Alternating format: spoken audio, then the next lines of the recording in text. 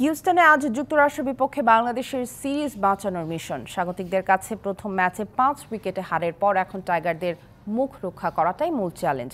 ম্যাচটি শুরু হবে রাত 9টায়। যে যুক্তরাষ্ট্রের বিপক্ষে খেলে বিশ্বকাপের আগে নিজেদের শক্তি যাচাই করতে চেয়েছিল বাংলাদেশ, সেই যুক্তরাষ্ট্র সাকিব লিটনদের দেখিয়ে দিল নিজেদের শক্তি। হতে পারে অচেনা কন্ডিশন কিংবা অচেনা প্রতিপক্ষ, তারপরও ক্রিকেট শক্তির বিবেচনায় যোজন যোজন পিছিয়ে থাকা দলটি যেন টাইগারদের দিল রিয়েলিটি চেক। টি-20 বিশ্বকাপের প্রস্তুতি সিরিজ যেন রূপ নিয়েছে মান বাঁচানোর সিরিজে। যেভাবেই হোক জিততে হবে দ্বিতীয় ম্যাচে, তা না হলে এক ম্যাচ আগেই সিরিজ হার নিশ্চিত। বিশ্বসেরার আসর শুরু হওয়ার আগে নিশ্চয়ই আত্মবিশ্বাসে এতটা ফাটল আশা করবে না হাথুরু সিংহের দল। বিগত ম্যাচগুলোর মতো টপ অর্ডার ভোগাচ্ছে এখনও। লিটন, সৌম্য, শান্তরা এখনও ফর্ম খুঁজে ফিরছেন। অনেকে আবার সমালোচিত হচ্ছেন ইউএসের বোলিং লাইনের বিপক্ষে নিজেদের ওয়ানডে স্টাইল ব্যাটিংয়ের জন্য।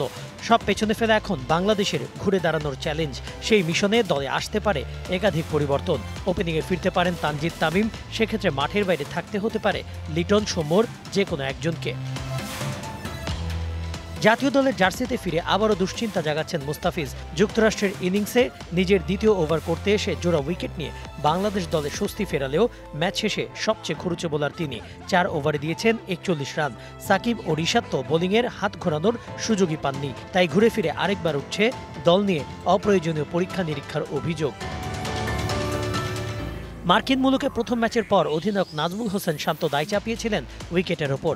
দ্বিতীয় ম্যাচে ব্যর্থ হলে এমন কোনো অজুহাত ধোপে টিকবে না। একই সাথে ঠিক বিশ্বকাপ শুরুর আগে যুক্তরাষ্ট্রের কাছে সিরিজ হারের গ্লানি টাইগার ক্রিকেটার ও তার সমর্থকদের মনোবল ভেঙে দিতে হবে যথেষ্ট।